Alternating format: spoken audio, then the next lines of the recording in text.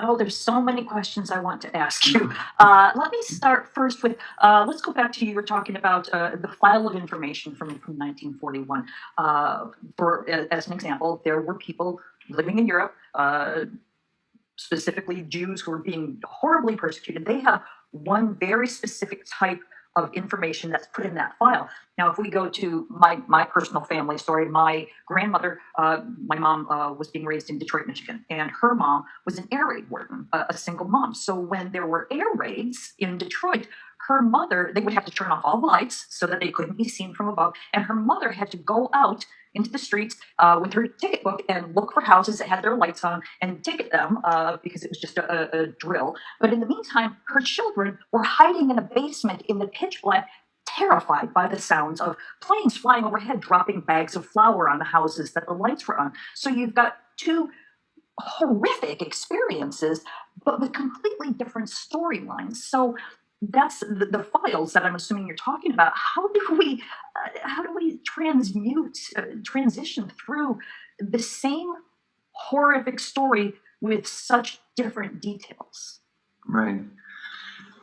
Yeah. So I think what we have to learn when we do trauma work or collective trauma work is to develop that capacity of sensing and the capacity that we invite large groups. So we often work with very large groups that we invite into a collective presencing and sensing.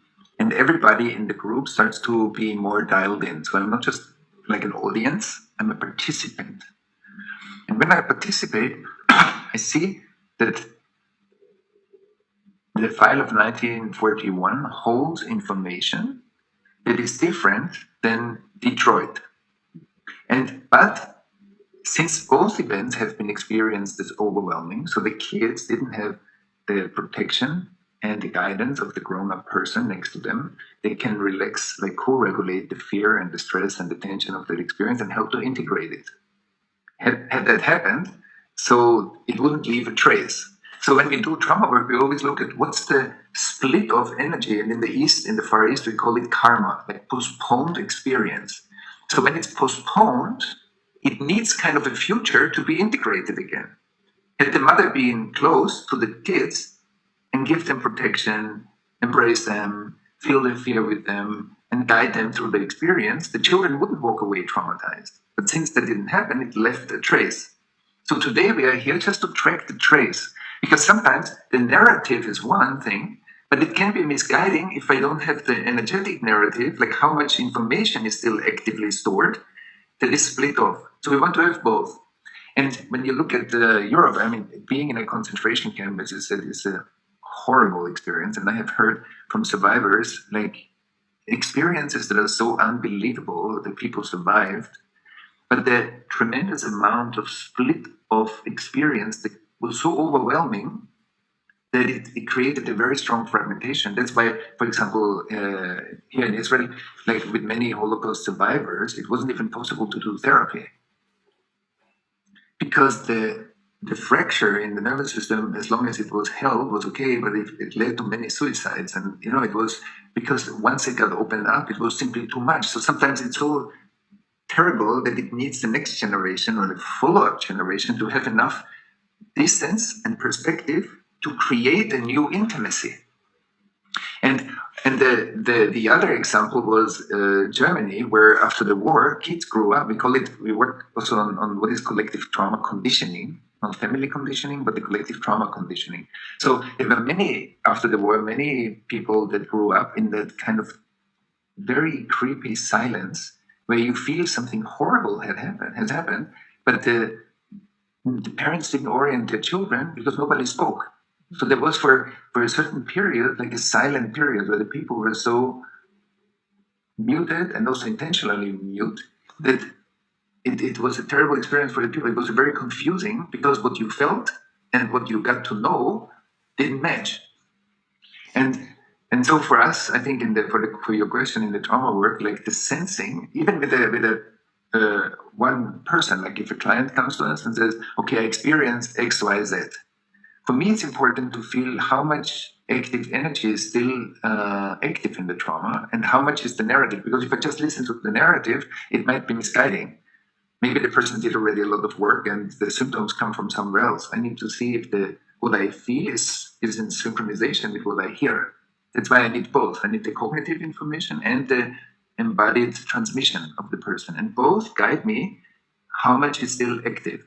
And so I think the same, but it's simply much more complex. That's why we work with large groups that can surface a little bit of the collective trauma, digest it together, and transmute that energy into presence. I often say presence is like a rescue boat, and we bring information of the past into that rescue boat, into the presence, so that the presence grows and there's more integration, there's more health now for creating a better world together.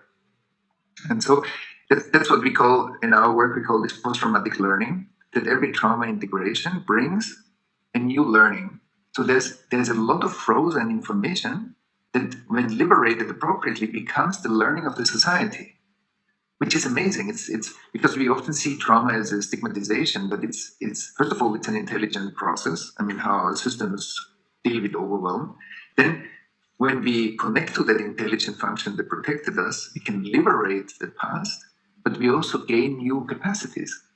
And I think that's why trauma work is such a win-win for the person to feel more healthy and more vital and more engaged, but also for the society around. Yeah, let's talk about that a bit. Rewind a little. You were talking about being more empathetic when you do this kind of work, where you can actually have intimacy with other people. I love you gave an example in one of your talks about the reflection of the moon on the water. Yeah. Maybe you can go into that. But I also want to ask about people who lack empathy, who cannot feel into other people, and the flip side of it, where people who just feel too much, they feel everything, so they just sort of back off and don't connect. Yeah, like I often say when the tree's crown is too big, the tree lacks roots. If the crown and the roots are in balance, even if there is a storm, it's okay, except it's an exceptional storm. But so people with hypersensitivity often need to work on the deeper grounding of that energy so that the burden can be turned into a capacity. Because what if, like, some of us came into life with a very highly sensitive nervous system, that's true, but some of our parents didn't know how to support it, so kids were often overwhelmed. So that's one version of it. The other version of it is that me growing up in a family where there's domestic violence, for me to be dialed in and notice every little tiny movement is super important to save myself in the right moment. So some people's actually trauma created a tremendous capacity to feel others, but without like a core that is open and can process that information, because the core is frozen, because there's a lot of fear and panic and terror. So when somebody says my sensitivity is a burden, I'm always interested, okay, where can we resource the system more, or where do we need to work so that there's a different regulation, and the sensitivity is not the problem. The processing of that information is the issue. And why it has been so overdeveloped, I mean, that's what we need to look at as well. When somebody is not empathic, not feeling is the same. It was an intelligent function. That's why I often say I don't like so much assessment tools that put people into strength and weakness, because we perpetuate the same split. Because usually, even if we are very conscious, we still try to get rid of our weakness and try to be strong. To really be able to see that all my defense mechanisms were and are intelligent processes and functions that served me more than without them. So if a child grows up in a family where there's domestic violence, to develop that hypersensitivity and freeze part of one's inner empathy saved the child's life more than without it. And then as a grown-up, I either say, oh, I feel too much, or I say, I can't feel other people. But that function is not a dysfunction.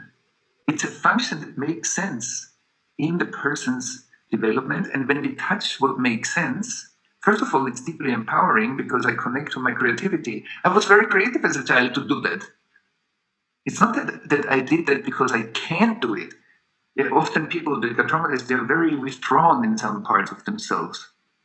That withdrawal movement is super intelligent. In a family where the parents were always fighting and the child was terrified, to go into an inner cave and be in one's imagination to forget the noise in the family was highly intelligent. Today it looks like a problem for the grown-up person, and we stigmatize ourselves often that we are not functional. And so we explore a lot what's the intelligence in your defense mechanism and how can we re-own that as a creative process? Because that's the only way how I can come in contact and open that room again, because it's me. It's an action that I do, but I forgot how. So where's the light switch in the room to turn on the light again so that room illuminates again, and then I can feel how I do it, and then I can let it go. Because one example, for example, when somebody has an argument with an intimate partner, and then they say, "Oh, my heart is very tight or closed." So who closed the heart? We often say, "Oh, my throat is tight." Yeah, but who made it tight? The tightening is not in my awareness. I just feel the effect of feeling tight. So somebody said something to me, and in a millisecond, I feel tight. That tightness is there all the time. It didn't happen just in that moment. That moment just highlights it. So I think we can learn techniques or ways of healing by relating to the intelligence of those processes. And it's amazing. It's amazing when a person gets in touch with the intelligence of the defense mechanism. That's the moment of reowning, and then usually people can let them go anyway, because today they are grown-ups, they don't need this anymore. There are other ways how we can deal with it. But if that's just a mental idea, oh, I can let it go because I don't need it anymore, it won't move an inch. Because it's just an idea. It's not me becoming aware. Becoming aware is in my nervous system, it's in my body, it's in my emotional experience. So, and maybe the last aspect to this is once we brought multiple meditation groups to Nepal some years ago in our training programs, and the first time I flew into Kathmandu, I saw Kathmandu at night. I came in at night on the plane, and then I looked down at the city and I looked and I said, wow, it's amazing. I'm sitting on a plane. Let's say that's the sense of self. And I look at the city and I see these lights, like how cities look like from the plane perspective. And then I see these dark patches. And I knew that in certain quarters, they turn off the electricity at night, so to save electricity. So you don't see lights. And I thought, wow, it's interesting. I'm sitting on the plane, like that's my sense of self. And I'm looking at the city, and I can't tell you if that's a lake, if that's a mountain, if that's a forest, or if that's a part of the city without light. So there might be 100,000 people living in this lake area, and I cannot tell if they are there and what they are doing, because if there are people, they are doing something in their candle lights and in their houses and whatever they do. So there is a process going on that I cannot have any awareness of.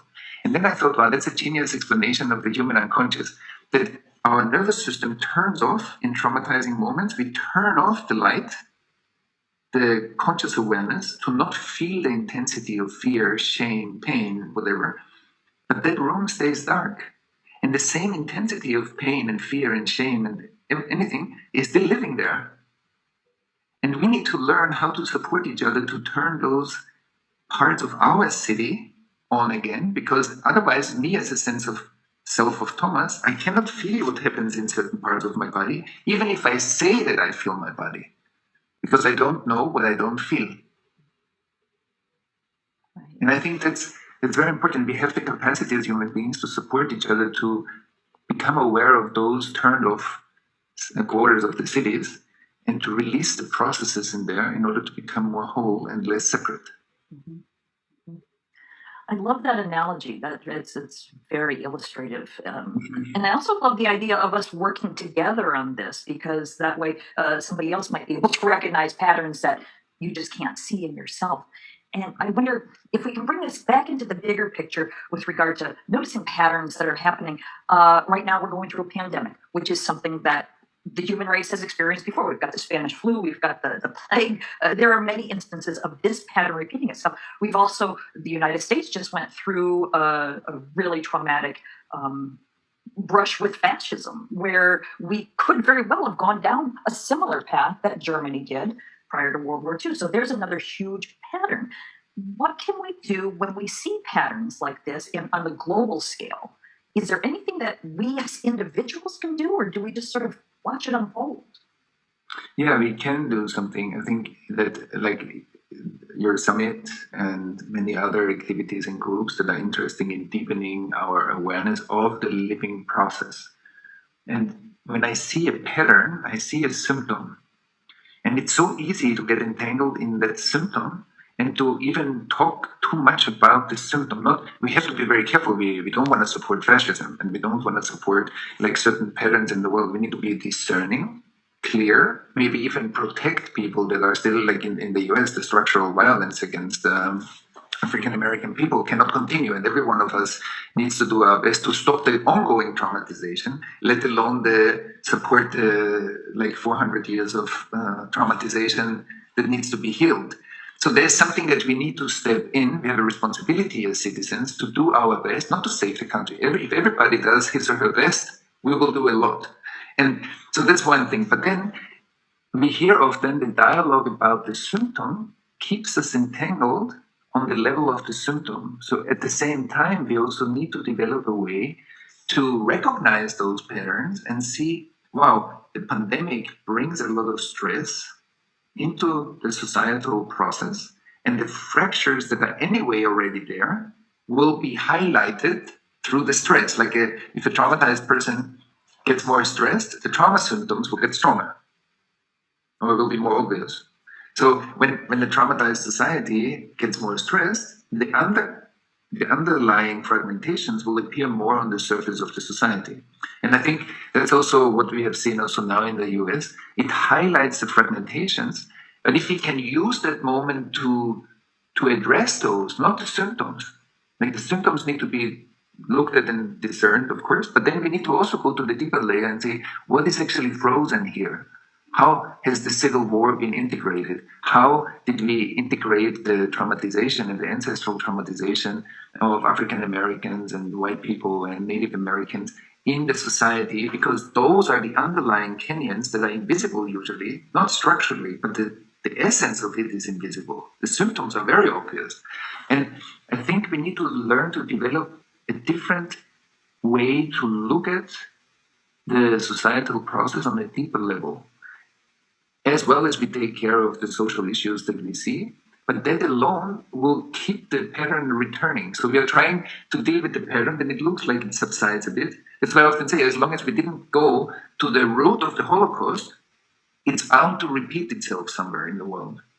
Because we didn't get yet the learning, the post-traumatic learning that reveals the pearl, the systemic learning after the Holocaust. And we are not there yet. So the fact that we have right now concentration camps on the planet, or camps where people are detained and tortured, is a repetition of something that was there before, maybe in a different form and not as concentrated, but it's still repeating itself. And the world knows about it, and it's still happening.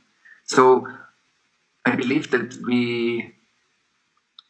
the fact that we are so over-informed at the moment through technology, like my cell phone can, send me push notifications 5 minutes after something exploded. I can read about it, but it doesn't mean that I'm really informed. Actually, it's sometimes the opposite, that over-information will make us actually feel more numb. If we don't know how to process the current information stream well, we will detach ourselves and become more and more overwhelmed and more indifferent. And that's the basis for another catastrophe. And one of them is already coming closer, it's climate change. And that catastrophe is also, I believe, based on the collective trauma and numbness of humanity that doesn't feel the natural feedback mechanism, the adaptation and the evolutionary adaptability. And so I think that that's why it's becoming more pressure, like it's becoming more imminent, the crisis. And then it will lead to follow-up traumatizations through millions of climate refugees, and people get it's already happening, deeply hurt through the fires and the hurricanes and the floods. And so I think we are in a time where, without integrating the collective traumatization, just more trauma layers come on top of it. And maybe the last thing I often say that, when snowflakes fall into water, they become water. But when snowflakes fall onto ice over rivers, they pile up. So there's more and more snow on the ice. So when experience meets us in the open, vulnerable, related part, it becomes part of the flow.